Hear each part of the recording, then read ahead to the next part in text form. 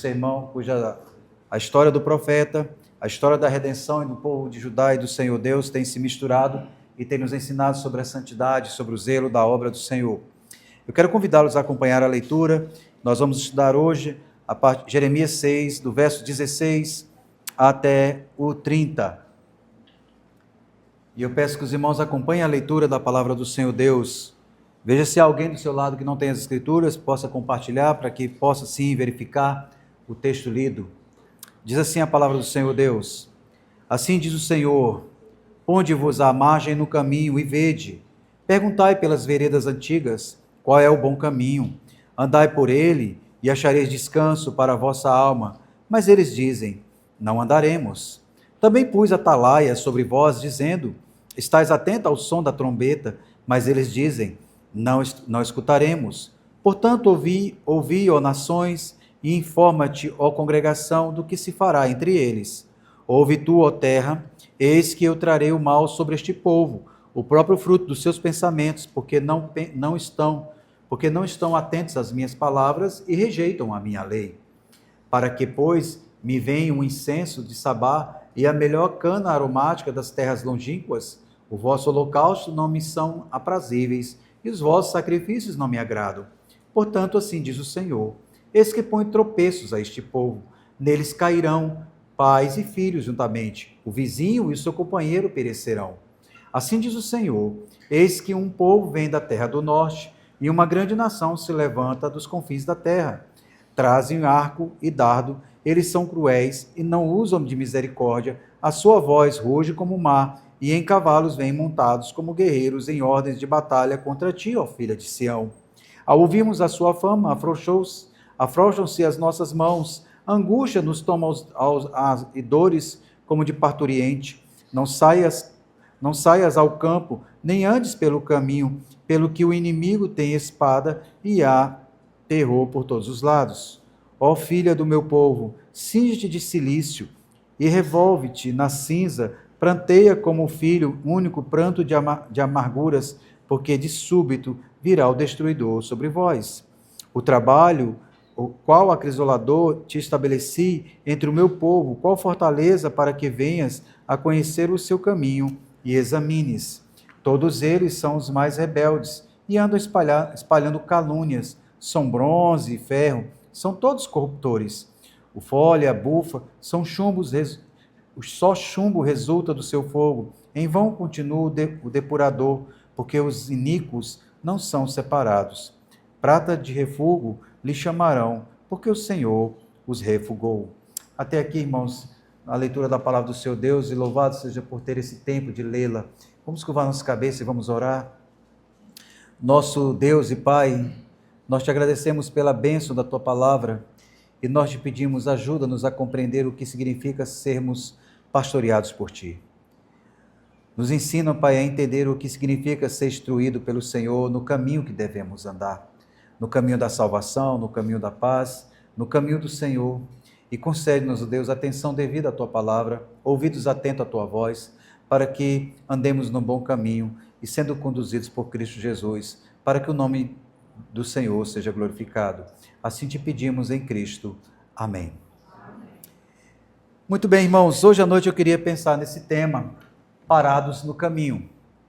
E eu quero começar esse sermão trazendo uma história que foi contada pelo pregador Richard Phillips.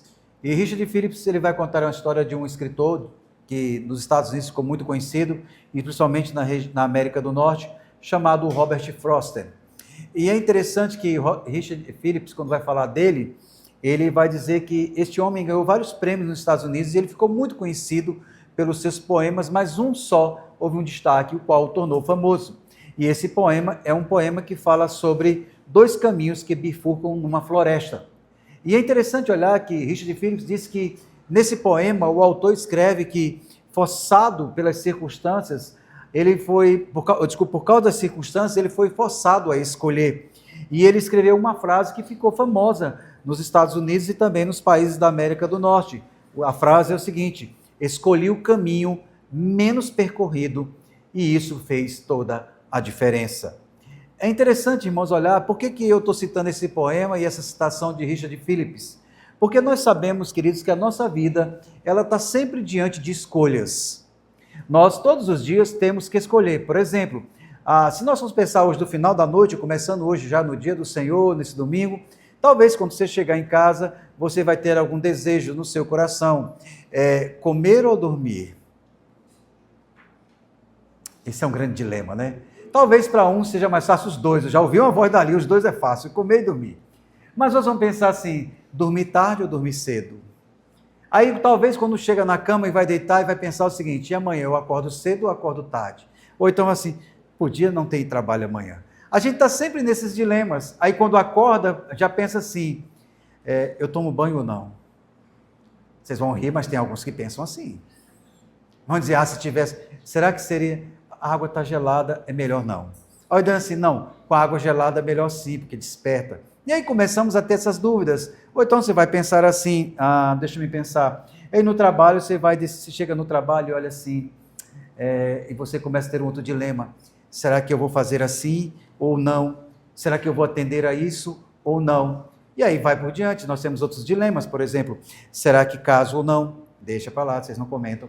Tem outros momentos que a gente vai dizer assim, eu como ou não? Eu bebo ou não?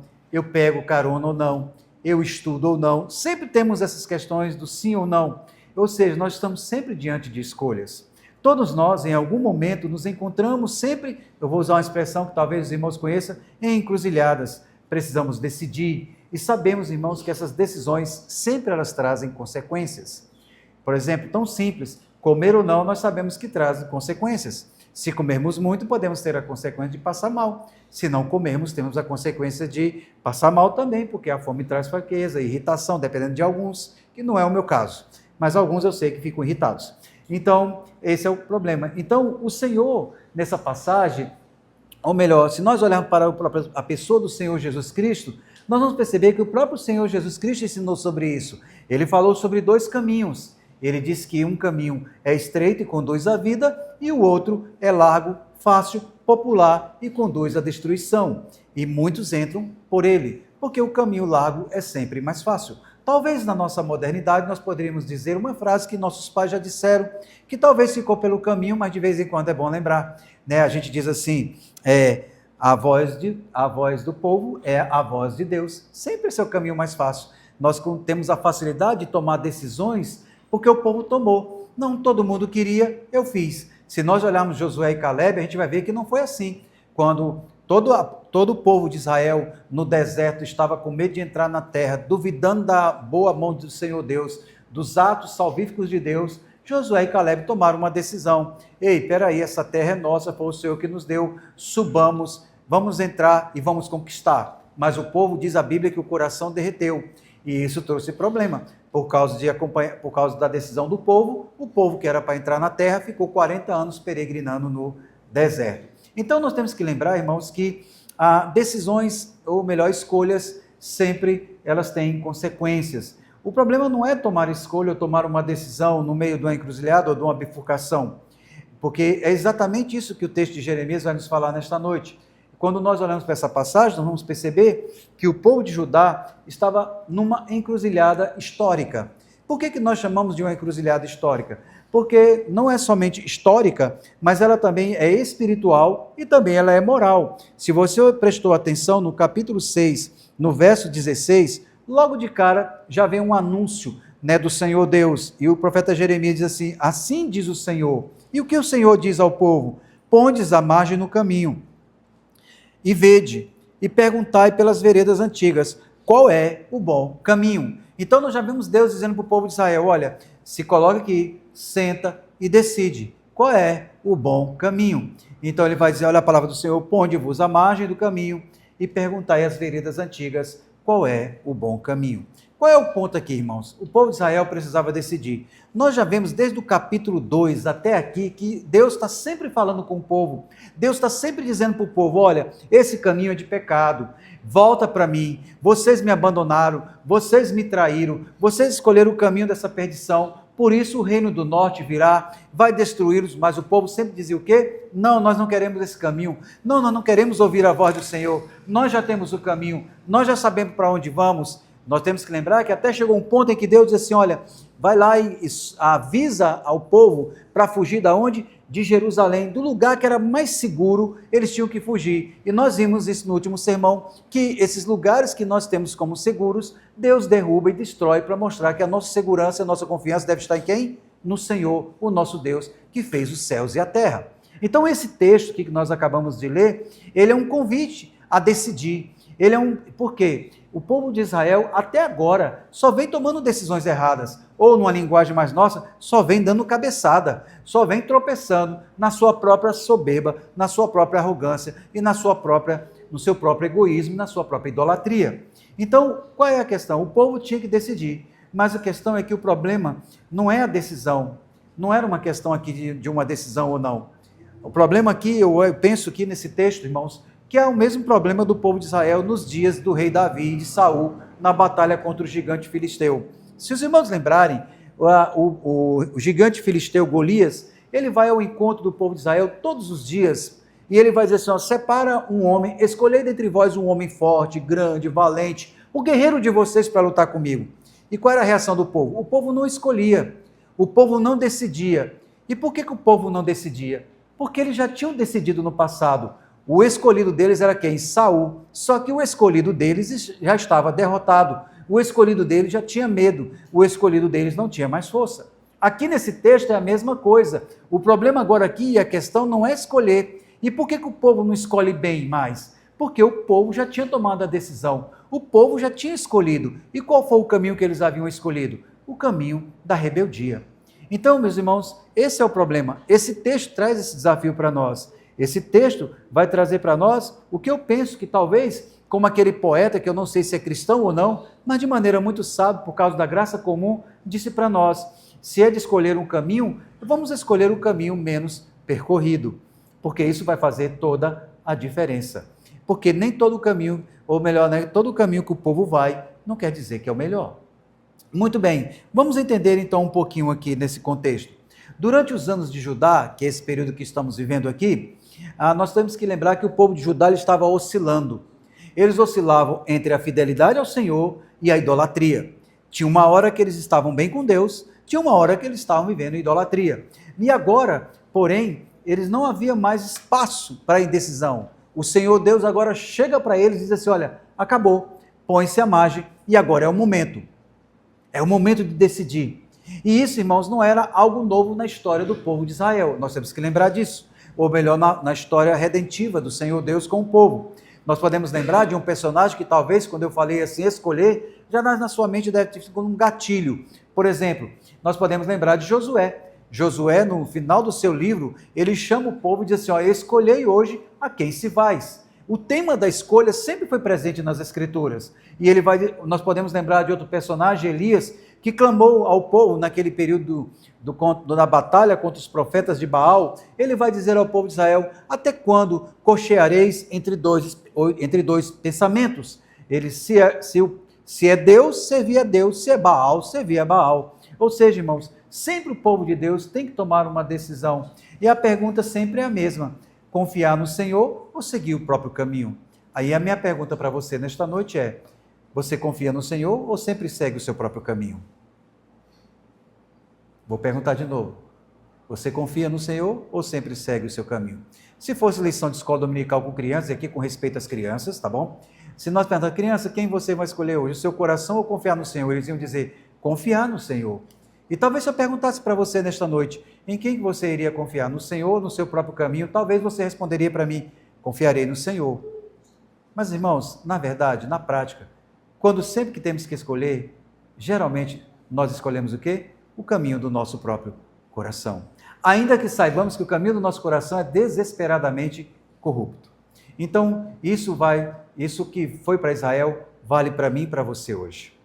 Então, vale para as igrejas, vale para as famílias, vale para cada um de nós. Talvez estejamos aqui nesta noite numa grande encruzilhada moral, política e espiritual. Talvez estejamos aqui divididos entre o cristianismo nominal e uma entrega real a Cristo. Talvez estejamos vivendo assim, de lábios que professo aqui, que eu abro a boca, eu digo, eu sou cristão, sou do Senhor, Ele é meu Senhor e meu pastor. Mas na maneira prática, quando eu tenho que entregar as minhas decisões, os meus projetos ao Senhor, eu não o faço. A pergunta permanece: qual caminho estamos escolhendo? Qual o caminho que você quer seguir? Qual o caminho que você está seguindo? Esse é bom ou é ruim? Então, vamos pensar um pouquinho nesse contexto? Quando olhamos esse contexto do capítulo 6, nós devemos lembrar que o Senhor vai falar aqui, e ele vai aqui revelar algo profundamente sério. O problema de Judá não era a ausência de religião, isso aqui tem que ficar bem claro na mente dos irmãos. O problema do povo de Israel aqui, ou o povo de Judá, o povo do Senhor Deus, não era a ausência de religião. Eles tinham o templo, eles tinham os profetas, eles tinham a lei, eles tinham os sacrifícios, eles tinham os rituais, eles tinham as festas. O problema deles não era a religião. O problema daquele povo era outro, era a ausência de obediência. Eles liam as escrituras, ouviam a mensagem, sabiam da exortação, mas eles não obedeciam. Eles não praticavam aquilo que era ordenado. Então, o problema daquele povo não era a ausência de religião, mas era a ausência de obediência. O povo também, meus queridos, nós devemos lembrar que eles eram indiferentes aos apelos de Deus. Isso é uma grande verdade. Os irmãos devem perceber que desde o capítulo 2 em diante, até chegar aqui, nós temos visto que várias vezes o Senhor Deus tem feito apelos àquele povo, apelos no sentido de que voltem ao Senhor, que não sejam, que voltem para o caminho, que reafirme o compromisso, a aliança pactual, e aquele povo é o quê? Indiferente, infiel à aliança que o Senhor Deus fez. Por que eles são infiéis à aliança? Porque eles vivem um fútil comportamento de autoconfiança. Eles creem que o sonho deles, o projeto deles, a meta que estabeleceram está boa, perfeita e vai dar tudo certo. Então eles eram espiritualmente o quê? Agitados, sempre prontos para as novidades, mas incapazes de submeter à verdade antiga. Esse povo aqui, irmãos, talvez a gente pense que só a gente não, mas esse povo também sempre era adepto às novidades. Se eles encontrassem um povo pagão que tivesse um ritual diferente, eles se encaixavam naquilo. E não parece conosco, quando a gente professa a fé, nós falamos que somos reformados, que cremos em Cristo, na suficiência do Senhor, mas basta parecer um modismo espiritual e logo já estamos o quê? Apegados àquilo. E fazemos a seguinte pergunta: como nós pastores ouvimos isso. Pastor, por que não fazemos isso? Nós sempre desejamos alguma coisinha nova, algo que nos conduza, que nos faz seguir esse caminho. E aí qual é o problema? É que eles fracassaram em compreender a gravidade moral de suas escolhas. Eles seguiram as tendências do seu tempo, confiaram em sua própria sabedoria e já não estavam mais nem dispostos a aprender com as gerações passadas. E esse é um perigo, irmãos, que a igreja pode cometer. Nós podemos cometer esse perigo, que quando a gente começa a seguir tendências do tempo, quando a gente começa a confiar na nossa própria sabedoria, a gente já não está mais disposto a aprender com gerações passadas. E aí, por isso, o Senhor orienta aquele povo, o Senhor confronta aquele povo e convoca e anuncia o juízo dizendo, olha o que diz o verso 16, ponde-vos à margem do caminho e perguntai pelas veredas antigas. Pessoas, ou então igrejas, o povo que são dados e moldados pelas novidades, eles desprezam a sabedoria, a história. É por isso que nós somos uma geração, irmãos, que pouco lê biografia. Se nós lêssemos mais biografias de tantos homens crentes, tantas mulheres crentes, que passaram por provações e por luta, mas que foram fiéis a Deus, nós teríamos tantas coisas para aprender. Mas só que a gente é uma geração que despreza os conselhos antigos. E Judá acreditava, irmãos, pior ainda, que Judá acreditava que o templo restaurado, o zelo do ritual, as ofertas sacrificiais eram suficientes para manter uma paz com o Senhor. Nós sabemos que isso não é verdade, irmãos. O fato de termos um templo, o fato de termos uma pregação da palavra, o fato de termos um ambiente bom para adorar a Deus ou ter a comunhão com os irmãos, isso não reflete de que isso é suficiente para a fidelidade. Nós precisamos de um propósito, nós precisamos de uma reforma espiritual que nasce de dentro para fora.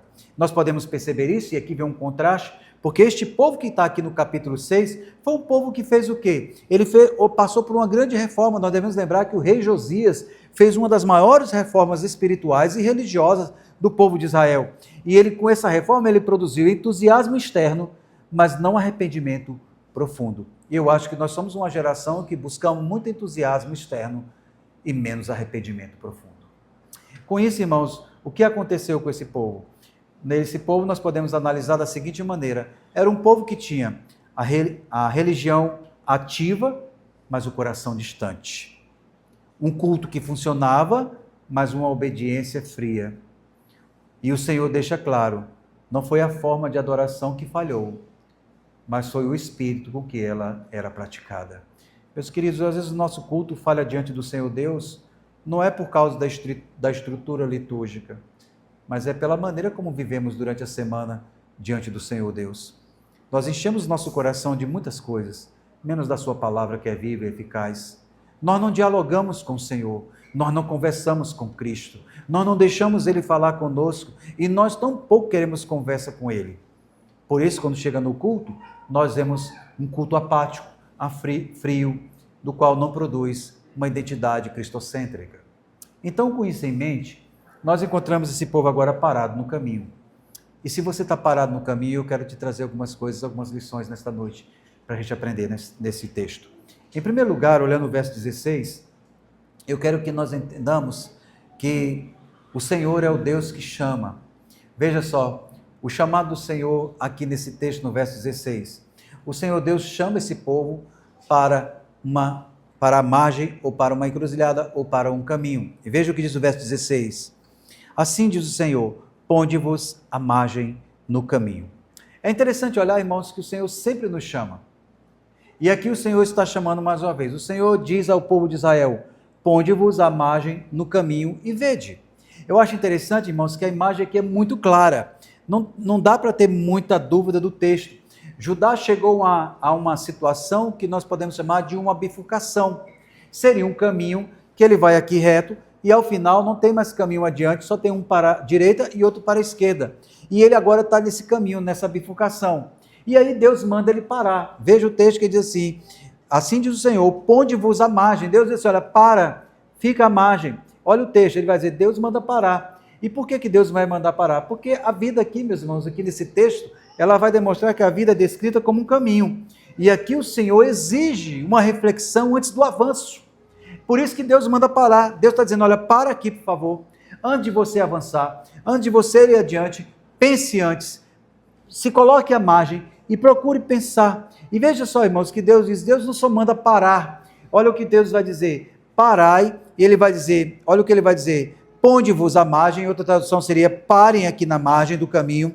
Ele diz, vede, olhai, a ideia é muito clara, coloque os olhos no lugar certo, procure e veja, observe tudo. E ele vai dizer uma outra verdade, olha o que ele vai dizer, e perguntai pelas veredas antigas. Ele não diz, irmão, somente pare no caminho, ele não diz somente olhe o caminho, mas ele vai dizer, parai e perguntai, qual é o bom caminho? Meus irmãos, é interessante olhar, porque nessa passagem aqui do verso 16, quando Deus manda parar, Deus está trazendo para nós o quê? 4 verbos que são interessantes. Primeiro é o discernir. Quando eu paro no caminho, ou então eu paro aqui à margem, que eu sento, ou então que eu sossego, é para discernir. Nós somos uma geração tão agitada, tão cheia de compromisso, que nós não temos tempo para parar. Nós não temos tempo para sentar. O culto doméstico ele é aflitivo.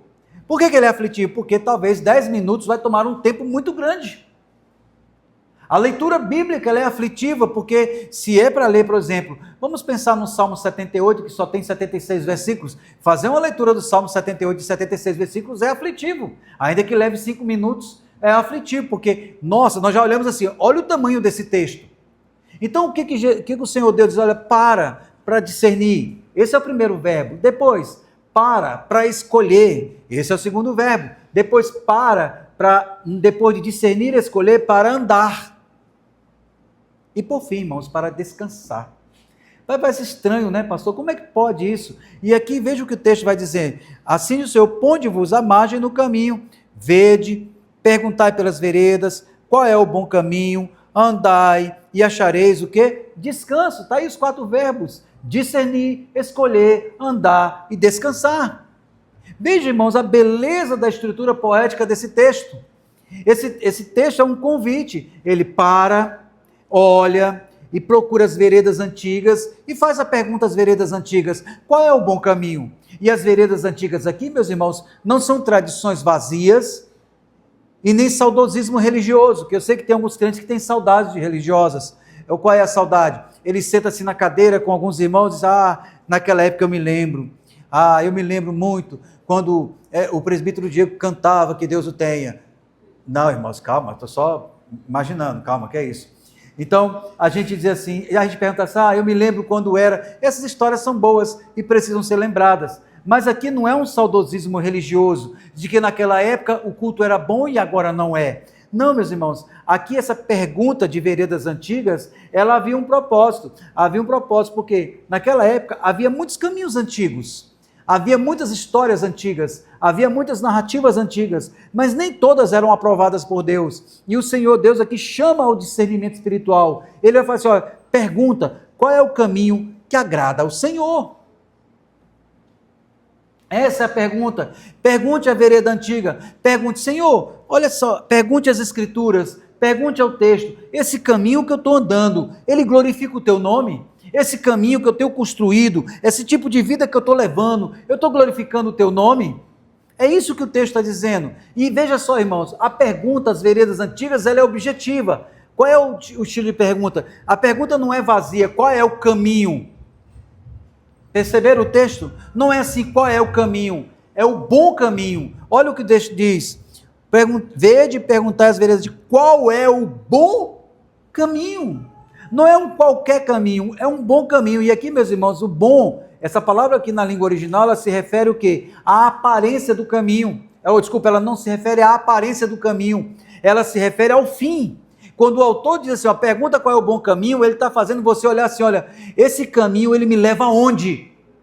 Esse caminho me conduz a quê? Esse caminho no final vai me levar ao quê? E aí nos cabe à nossa mente lembrar o que o autor de Provérbios diz para nós, que há caminhos que ao homem parece ser bom, mas o seu final é de morte.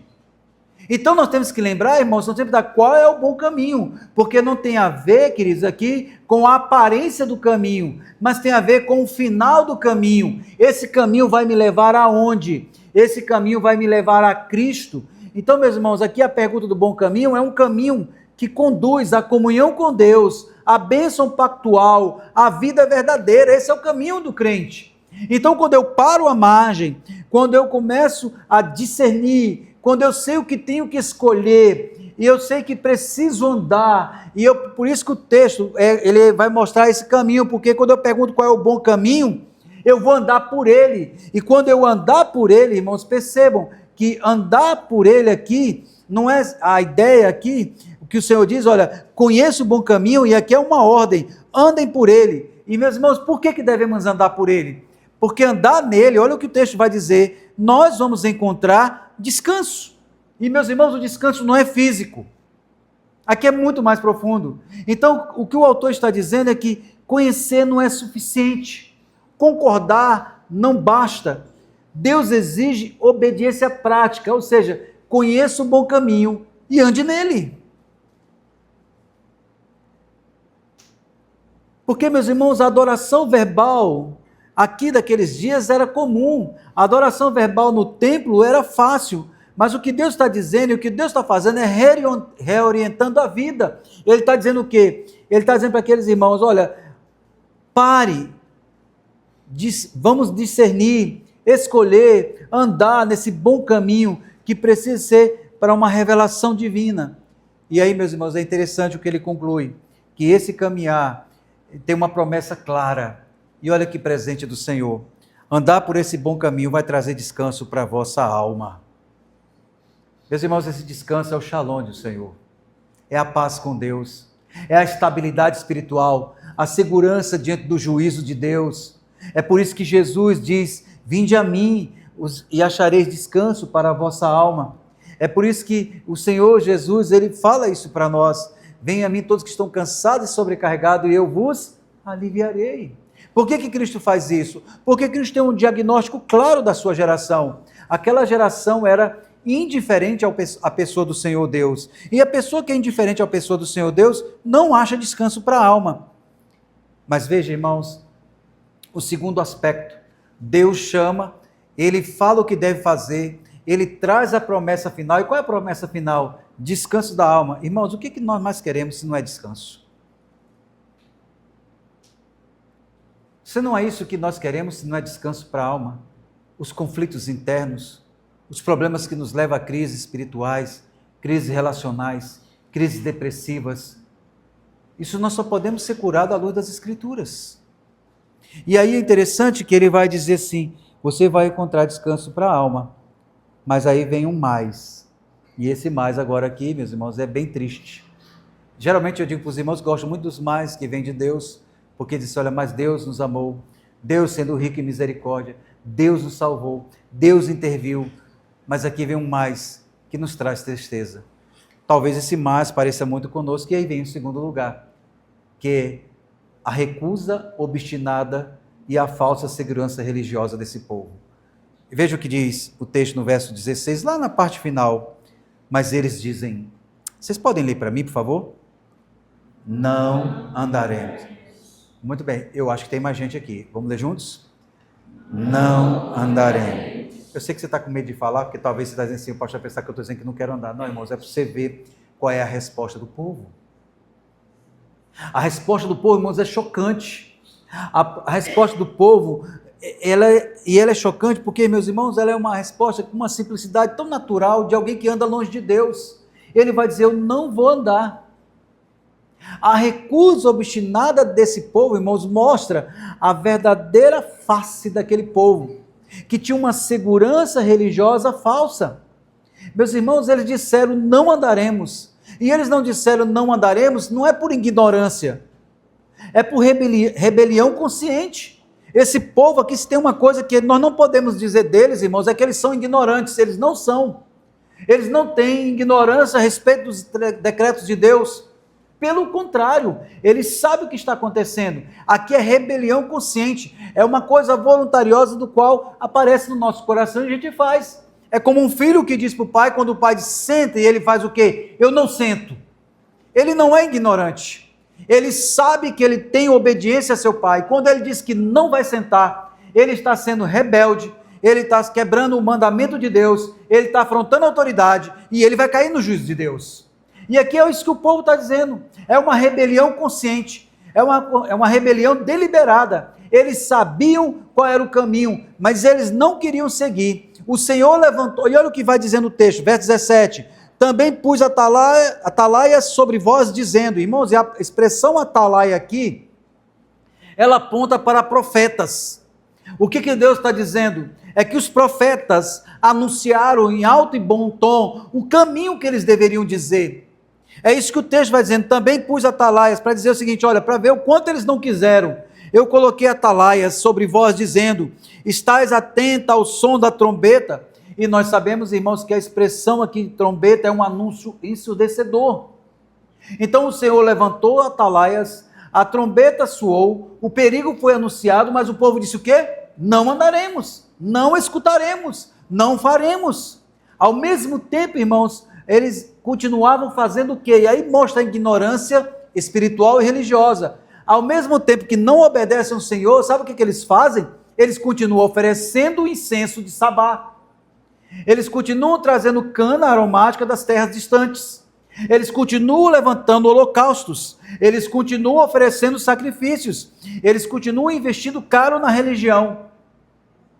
Mas se recusavam a obediência, porque diz, olha o verso 18. No verso 17, depois de tudo isso, olha o que eles disseram de novo? Primeiro eles disseram, não andaremos. Depois eles disseram o quê? Não escutaremos. Mas no verso 18, olha o que diz. Portanto, ouvi, ó nações. E aqui, meus irmãos, nós encontramos um diálogo muito interessante e profundo. E antes de caminhar para o verso 18, eu preciso dizer claramente que Deus é claro aqui nas suas palavras. Deus não está aqui criando nada do que não existiu. Aquele povo decidiu não andar e aquele povo decidiu não escutar.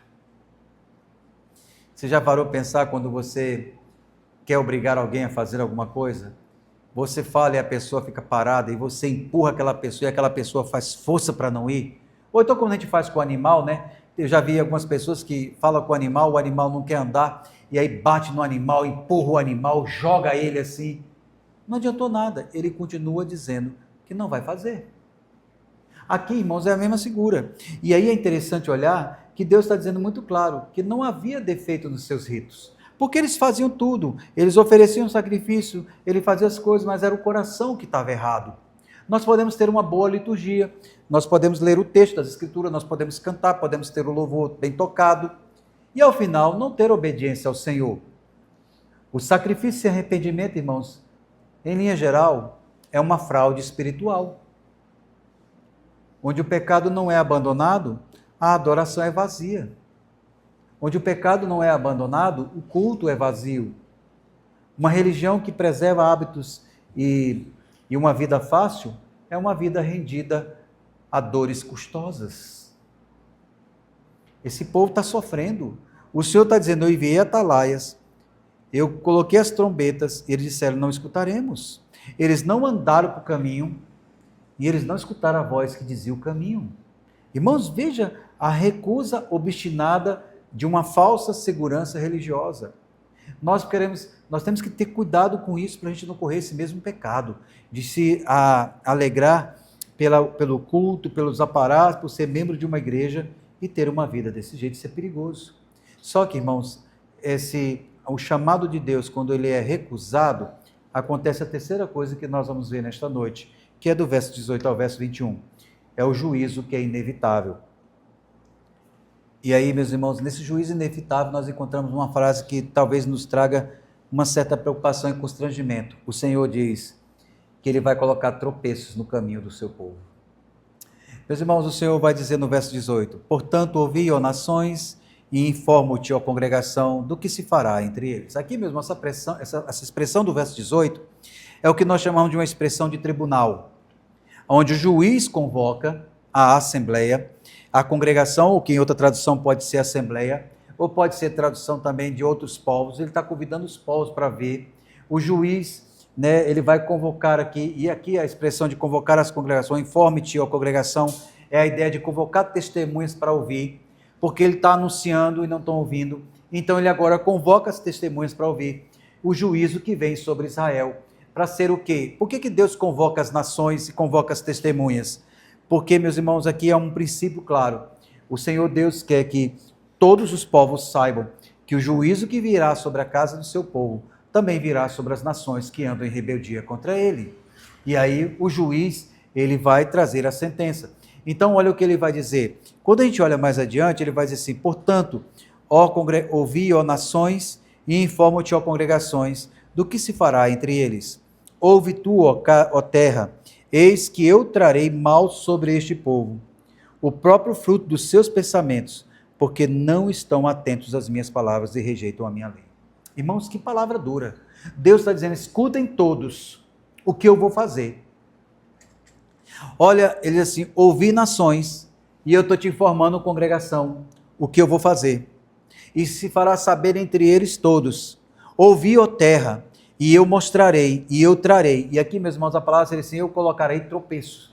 E aí, meus irmãos, veja só, o tropeço sobre o povo é fruto de quê? Em primeiro lugar, do seu próprio pensamento. É da sua própria intenção, é da sua própria convicção, é da sua própria rebeldia. Meus irmãos, esses tropeços aqui, queridos, que Deus está falando, não são armadilhas arbitrárias do Senhor Deus para fazer o mal. Não é aquilo que nós costumávamos fazer quando criança, por exemplo, que quando alguém andava, a gente esticava o pé para tropeçar e cair. Não é isso, o nosso Deus não faz isso. O que Deus está dizendo é que Ele vai revelar os desejos do nosso próprio coração, e esse desejo do nosso próprio coração vai nos fazer tropeçar em nós mesmos, e vai nos trazer vergonha, e aí Deus vai fazer, mas Ele vai fazer o quê? Esses tropeços é para revelar o que está no coração. É isso que Deus está dizendo.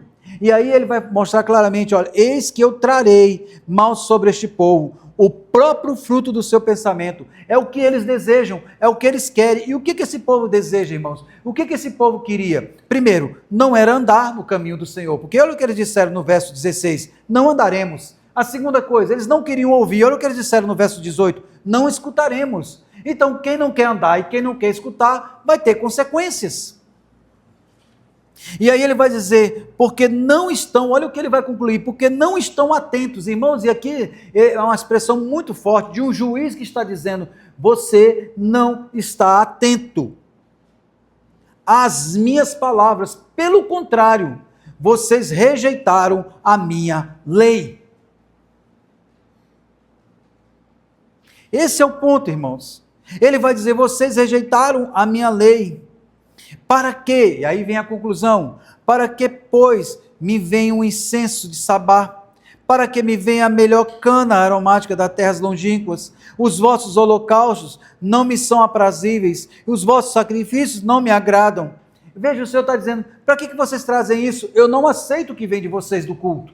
Eu não aceito as ofertas de vocês, porque são impuras, são cheias de pecado, cheias de desobediência. Não tem como aceitar. E aí a gente percebe, irmãos, que o Senhor vai dizer o seguinte: isso não me agrada. Irmãos, isso não agrada o Senhor. Nós temos que ter consciência muito grande sobre agradar a Deus sobre todas as coisas. A palavra de Deus é muito clara: quer bebais ou quer comais ou fazer outra coisa qualquer, fazer tudo para a glória de Deus. O fim principal do homem é glorificar a Deus e se alegrar nele. Se eu não me alegro em Deus, irmãos, não tem como eu glorificar a Deus. E eu não posso glorificar a Deus sem me alegrar nele. Deus está dizendo: o que você tem no seu coração, eu vou colocar como tropeço para você mesmo. E não é uma armadilha perversa, irmãos. É uma revelação do coração do homem. E aqui, meus irmãos, os tropeços são o que também? Nós podemos ver, olha o que ele vai dizer no verso 22. No verso 21, desculpe. Portanto, assim diz o Senhor: eis que ponho tropeços a este povo, neles cairão. E aí vejam, pais e filhos juntamente.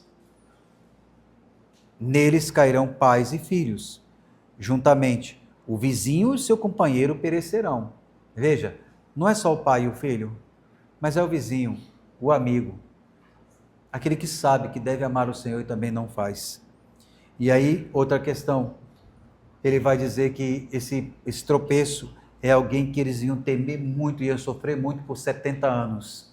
Porque no verso 22 diz: assim diz o Senhor: eis que um povo vem da terra do norte, e uma grande nação se levanta dos confins da terra.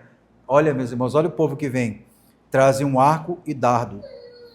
Eles são cruéis e não usam de misericórdia.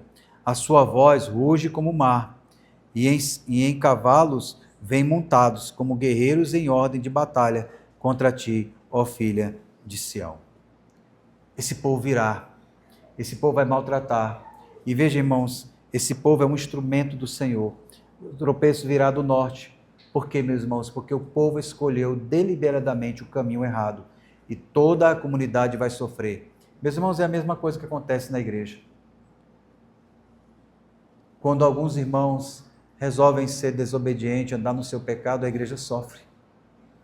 Sofre o pai, sofre o filho, sofre a mãe, sofre os irmãos, ou como diz o texto, o vizinho. Porque em última instância, em primeiro lugar, nós somos irmãos, sim, mas também somos vizinhos. Somos peregrinos neste mundo.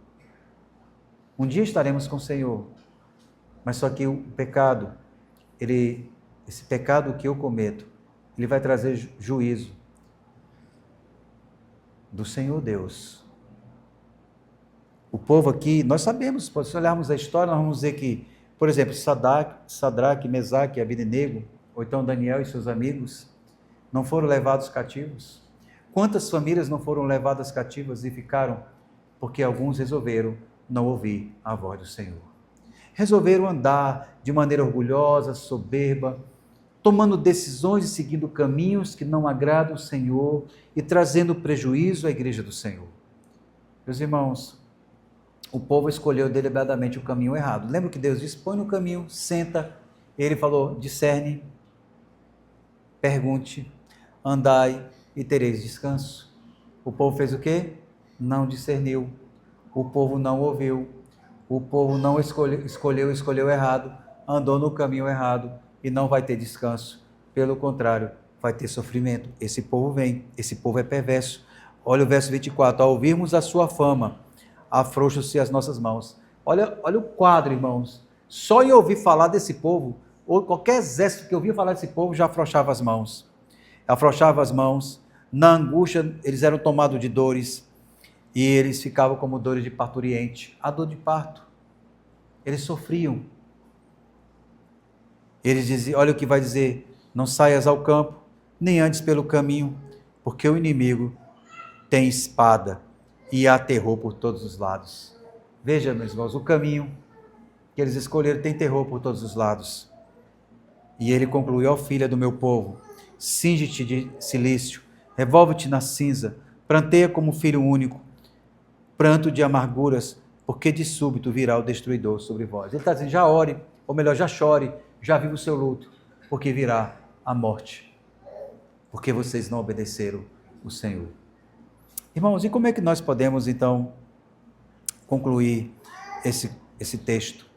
No verso 27 vai nos dizer assim: qual acrisolador te estabeleci entre o meu povo, qual fortaleza para que venhas a conhecer o seu caminho e examines. Todos eles são os mais rebeldes e andam espalhando calúnias, são bronze e ferro, são todos corruptores. O fole, bufa, são chumbos e resulta do seu fogo, e em vão continua o depurador, porque os iníquos não são separados. Prata de refogo lhes chamarão, porque o Senhor os refugou.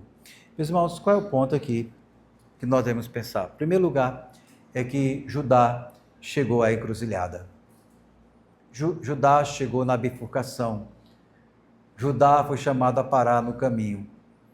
E aí nós podemos já pensar no seguinte: quando Judá parou no caminho, sabe qual foi o caminho que eles escolheram? Não andar, não ouvir e desagradar. A minha pergunta é: qual tem sido o teu caminho? Não ouvir, não andar e desagradar?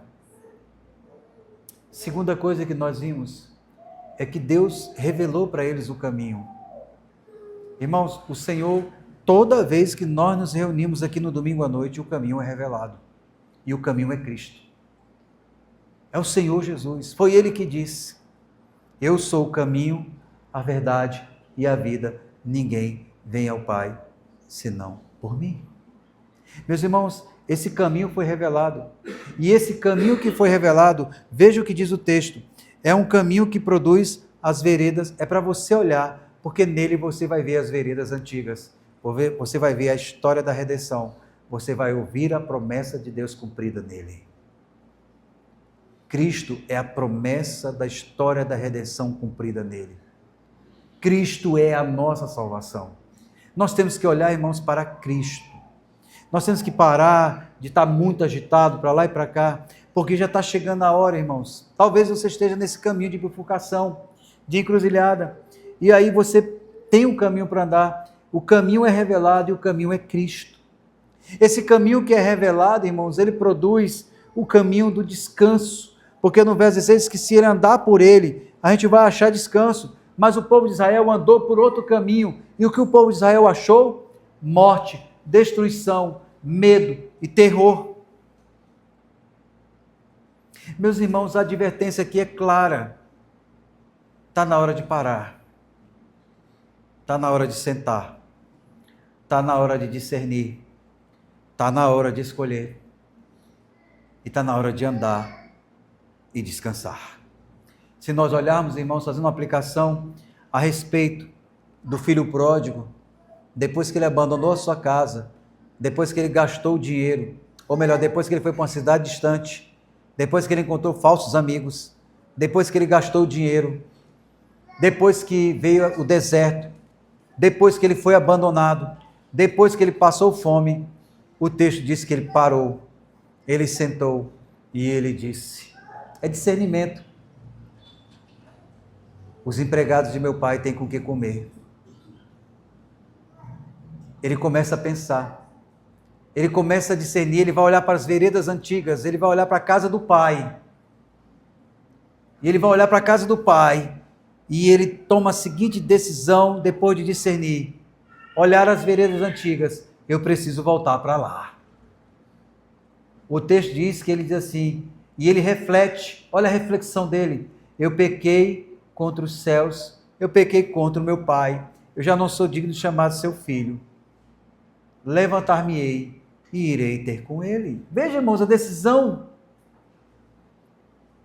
E o texto nos diz que antes de chegar, o seu pai o viu, o seu pai correu, o seu pai o abraçou, o seu pai calçou sandálias, colocou o dedo, a aliança nos dedos e preparou um grande banquete para ele. Ele encontrou descanso no Senhor.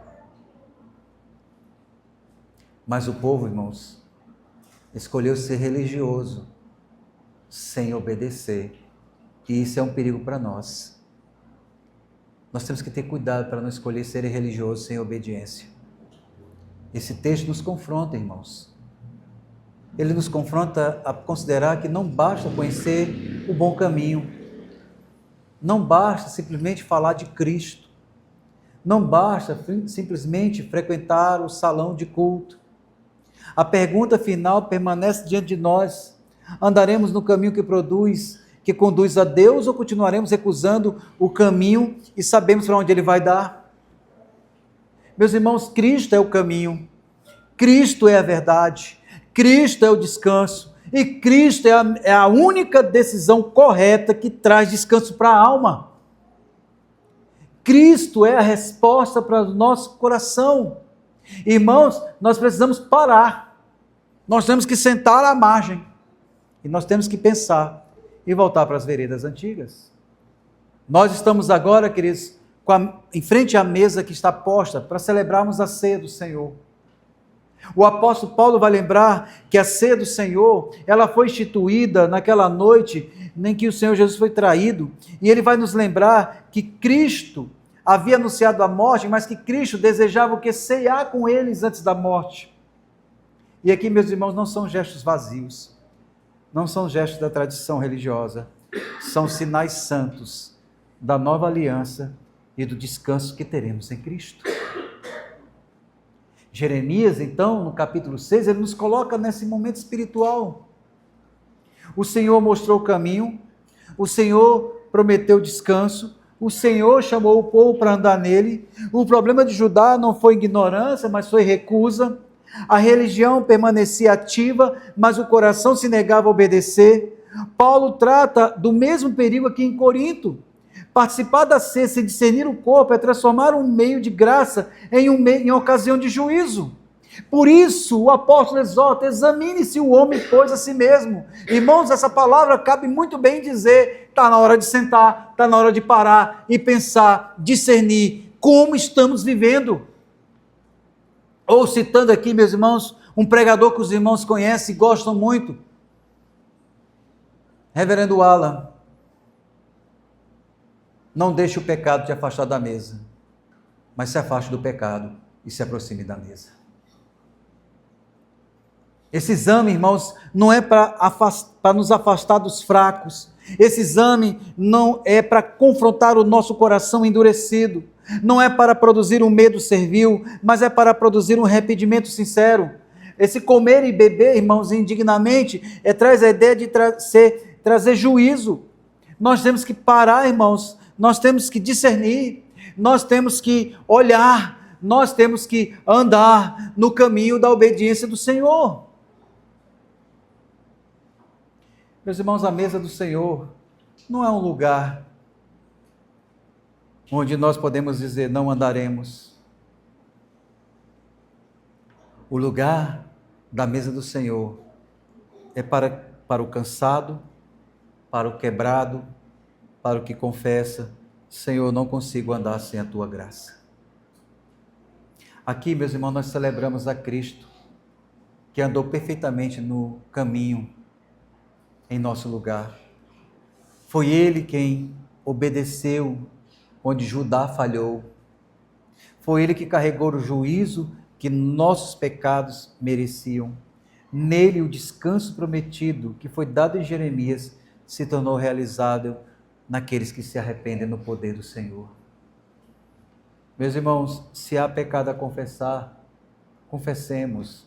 Se há dureza, abandonemos. Se há cansaço, venhamos a Cristo, porque esta mesa não é para os que confiam em si mesmo, mas é para os que se rendem ao caminho, à verdade e à vida, a pessoa do Senhor Jesus Cristo.